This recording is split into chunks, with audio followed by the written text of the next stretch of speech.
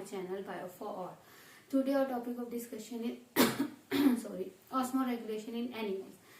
So osmoregulation, first of all we recall what is osmoregulation. सबसे पहले मैं आपको रिकॉल करा देती हूँ कि व्हाट इज ऑस्मोरेगुलेशन. ऑस्मोरेगुलेशन क्या होती है, इन बॉडी के इंटरनल जो वाटर और सॉल्यूट की कंसंट्रेशन होती है वो अकॉर्डिंग टू इन्वायरमेंट क्या होती है. ठीक है, हर बॉडी को, हर लिविंग ऑर्गेनिज्म को एक प्रॉपर इंटरनल वाटर चाहिए होता है और सॉल्यूट की कंसंट्रेशन चाहिए होता है अपने सभी फंक्शन परफॉर्म करने के लिए अकॉर्डिंग टू इन्वायरमेंट. वो जिस इन्वायरमेंट में रहता है उसके हिसाब से. सो जो ये सारी रेगुलेशन होती है जिसके थ्रू हम अपनी बॉडी का जो है वाटर और सॉल्यूट की कंसंट्रेशन को रेगुलेट करते हैं, उस प्रोसेस को हम क्या कहते हैं, osmoregulation. So according to osmoregulation there are two types of animals. Number one is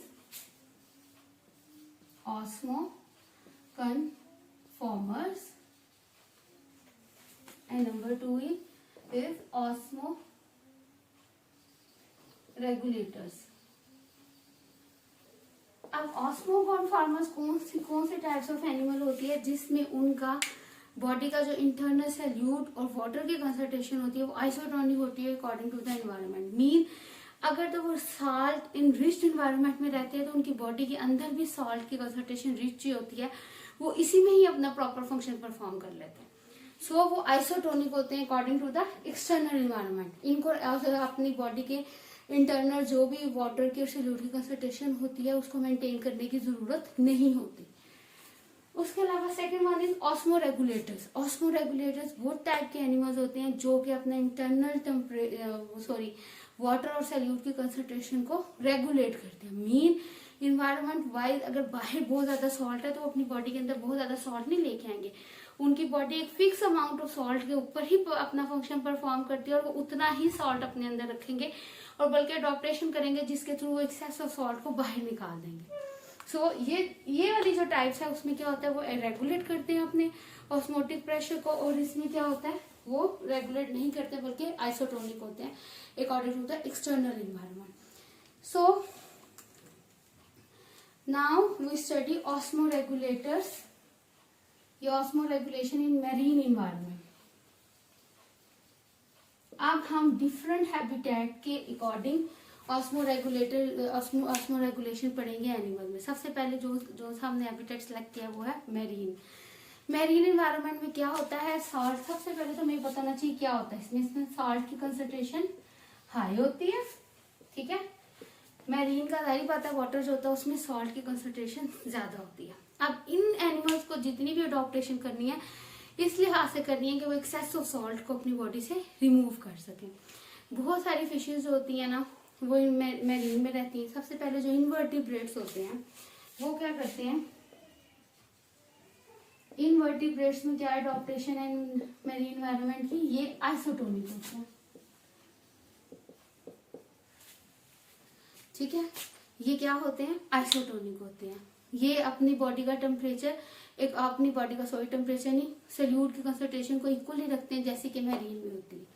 mean इनकी बॉडी के अंदर भी एक्सेस में सॉल्ट पाया जाता है और मैरीन में भी एक्सेस में सॉल्ट होता है.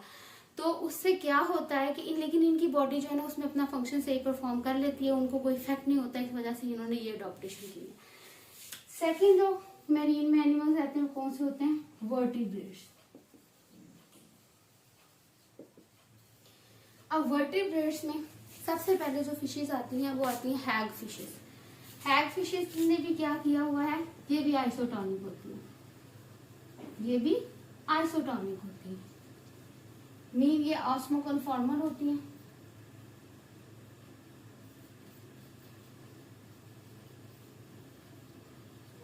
मतलब इनको जरूरत ही नहीं होती कि ये अपनी इंटरनल कोई भी अडॉप्टेशन लेके आए या उसको रेगुलेट करें अपने ऑस्मोटिक प्रेशर को, सॉल्यूट और वाटर की कंसंट्रेशन को. और ये क्या होती हैं, ये आइसवर्टिब्रेट्स में जो हैग फिशेज होती है वो आइसोटोनिक होती है. मीन उनको भी जरूरत नहीं होती किसी भी किस्म की सच अडॉप्टेशन की. Now third one is cartilaginous fishes.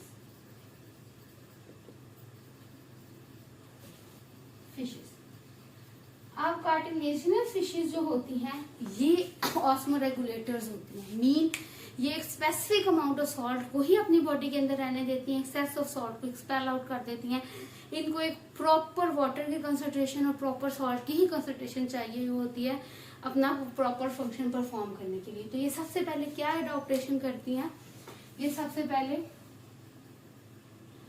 अपनी किडनीज के थ्रू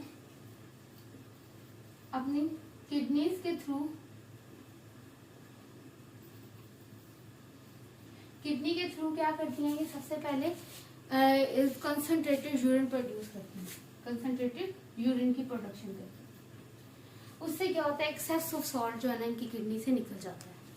उसके अलावा ये सेकेंड एडॉप्टेशन क्या करती हैं, थ्रू गिल्स भी सॉल्ट को रिमूव करती हैं।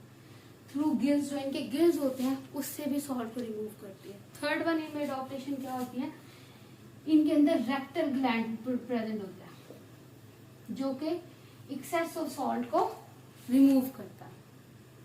ठीक है, सबसे पहले इनकी क्या अडॉप्टेशन होती है, तो इनकी किडनी इस तरह वेल अडॉप्टेड होती है कि ये लार्ज अमाउंट ऑफ यूरिन बनाती हैं जिसके अंदर वाटर की कंसंट्रेशन लेस होती है और यूरिन और सॉल्ट की कंसंट्रेशन ज्यादा होती है। इस टाइप का यूरिन बनाती है। उसके अलावा सेकेंड में क्या होता है, गिल्स के थ्रू भी ये एक्टिवली क्या करते हैं, अपनी एक्टिव गिल्स में क्या होता है, आप बॉडी के अंदर अकॉर्डिंग टू द एनवायरनमेंट तो कंसंट्रेशन ऑफ सॉल्ट कम ही है ना, तो जो ये अपने ऑस्मोटिक ग्रेडियंट से अगेंस्ट जाते हैं ना, तो ये अपनी एनर्जी को थ्रू गिल्स यूज करते हैं और एक्सेस ऑफ सॉल्ट को रिमूव करते हैं अगेंस्ट कंसंट्रेटेड ग्रेडियंट। और इस तरह के जो भी कोई भी किसी चीज की रिमूवल होता है थ्रू इस तरह के, वो हम लोग उसको लोअर से हायर की तरफ रिमूव कर रहे हैं चीज को, या लोअर से हायर की तरफ चीज को ट्रेवल कर रहे हैं, तो इसको क्या कहते हैं, एक्टिव ट्रांसपोर्ट। बिकॉज इसमें हम लोग अपनी एनर्जी यूज कर रहे हैं। क्योंकि जब कोई भी किसी की चीज की कंसंट्रेशन जहां पर ज्यादा होती है वहां से वो ऑटोमेटिकली लोअर की तरफ खुद ही मूव कर जाती है,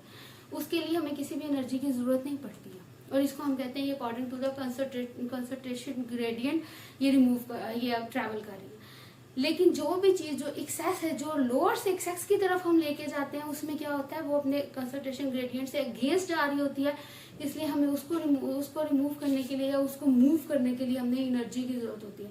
इसलिए इस टाइप की जो सी भी ट्रांसपोर्टेशन होती है उसको हम क्या कहते हैं, एक्टिव ट्रांसपोर्टेशन। सो ये गिल्स से जो अपने सॉल्ट वगैरह रिमूव करती हैं, किस प्रोसेस के थ्रू एक्टिव ट्रांसपोर्ट के थ्रू। उसके अलावा इनके अंदर एक specialised kind of rectal gland होता है, वो भी हेल्प करता है एक्सेस ऑफ सॉल्ट को रिमूव करने के लिए। अब कार्टिलेजिनस फिशेस के बाद जो आती है, फोर्थ वन आती है बोनी फिशेस। बोनी फिशेस को एक्चुअली कहा जाता है ये इंसेस्टर है किसकी, फ्रेश वाटर फिशेस की। मीन इससे जो है ना फ्रेश वाटर फिशेस जो है ना इवॉल्व हुई है। इनमें क्या सबसे बड़ा इनमें क्या होता है कि ये इनके अंदर वाटर जो है ना वो बहुत ज्यादा ना ये लोग अपनी बॉडी से ना एक्सक्रीट करती हैं, बाहर को निकालती हैं। अब इसको कैसे वो कंपनसेट करते हैं इस चीज को, वो लॉट ऑफ वाटर को ड्रिंक करते हैं और जो वो वाटर बहुत ज्यादा अपनी पानी वो बाहर निकालती हैं उसको क्या करती हैं, वो उसके थ्रू बहुत ज्यादा सॉल्ट भी अपनी बॉडी के अंदर ले आती है। तो उससे क्या होता है, फिर ये जो लॉट ऑफ वाटर जो है, जो सॉल्ट अंदर आ गया, उसको जब ये बहुत ज्यादा वाटर एक्सपेल करेंगे उसी के साथ ही इसको ना सॉल्ट को भी एक्सपेल कर देंगे। So now that's all for marine environment. Marine environment में क्या होता है, सबसे पहले इन्वर्टिब्रेट्स आ जाते हैं जो कि ऑस्मोकन्फॉर्मर होते हैं। मीन उनको किसी भी किस्म की रेगुलेशन की जरूरत नहीं होती। उसके बाद वर्टिब्रेट्स आ जाते हैं। आपको वर्टिब्रेट्स में तो फर्क पता ही होगा। वर्टिब्रेट्स वो होते हैं जिनमें वर्टिब्रल कॉलम प्रेजेंट होता है और इनवर्टिब्रेट्स वो होते हैं जिनमें वर्टिब्रल कॉलम प्रेजेंट नहीं होता। वर्टिब्रेट्स क्या होते हैं, वर्टिब्रेट्स में सबसे पहले जो एग्जांपल आती होती है हैग फिश की एग्जांपल। ये भी आइसोटोनिक होती है अपने एनवायरनमेंट के लिहाज से। मीन ये भी कोई इतना नेट गेन और लॉस ऑफ सॉल्ट नहीं करती। ये भी जिस तरह की एनवायरनमेंट होती है उस हिसाब से अपनी बॉडी को एडजस्ट कर लेते हैं। ओके, थर्ड वन जिसमें अडॉप्टेशन आती है वो क्या है, कार्टिलेजिनस फिशेस। कार्टिलेजिनस फिशेस में जो अडॉप्टेशन है इसके अगेंस्ट क्या है, सबसे पहले इनकी किडनीज इस लिहाज से डेवलप है कि ये large amount of concentrated urine को प्रोड्यूस करती हैं ताकि एक्सेस ऑफ सॉल्ट को रिमूव कर सकें। उसके अलावा इनके अंदर गिल्स होते हैं। गिल्स क्या कहते हैं, एक्टिव ट्रांसपोर्ट के थ्रू क्या करते हैं, रिमूवल ऑफ सॉल्ट करते हैं। उसके अलावा आ जाता है रेक्टल ग्लैंड। रेक्टल ग्लैंड भी इनके अंदर एक खास किस्म का ग्लैंड होता है जो कि हेल्प आउट करता है किसमें, सिक्रीशन ऑफ सॉल्ट में। ओके, नाउ फोर्थ वन, इनमें कौन सी फिशेज आ जाती हैं? बोनी फिशेज आ जाती हैं, जिनको हम क्या कहते हैं, ये इंसेस्टर हैं किसकी? फ्रेश वाटर फिशेज की। फ्रेश वाटर फिशेज की इंसेस्टर इसलिए इनको कहा जाता है क्योंकि यहाँ से ही आगे आया था कि जो लॉट ऑफ पानी को ड्रिंक करती हैं फिशेज और लॉट ऑफ पानी को, ज्यादा सारे पानी को ये जो है ना एक्सपेल आउट कर देती है। यहीं से ही ये जो है ना फर्स्ट जो फिशेज आई थी वो यही सामने आई थी, जो कि बहुत सारा पानी को इंटेक करती हैं। और जो फ्रेश वाटर फिशेज होती हैं वो सभी वाटर को बहुत ज्यादा इंटेक करती हैं। इस वजह से इनका मेन प्रॉब्लम क्या है कि वाटर का लॉस होता है इनमें। तो इस वाटर के लॉस को ये कंपेंसेट करने के लिए क्या करती हैं, बहुत ज्यादा पानी जो है ना उसको पीती है, और उसी के थ्रू जो एक्सेस ऑफ सॉल्ट भी आता है ना, तो उस जब वो बहुत सारा पानी एक्सक्रीट भी करती है तो उसके थ्रू एक्सेस ऑफ सॉल्ट भी जो है ना वो एक्सक्रीट हो जाता है। ठीक है, now that's for all marine environment. Thank you, I hope you like it. So thanks for watching. Please like, subscribe my channel, like, share and subscribe my channel, and please don't forget to hit the bell icon. Thank you.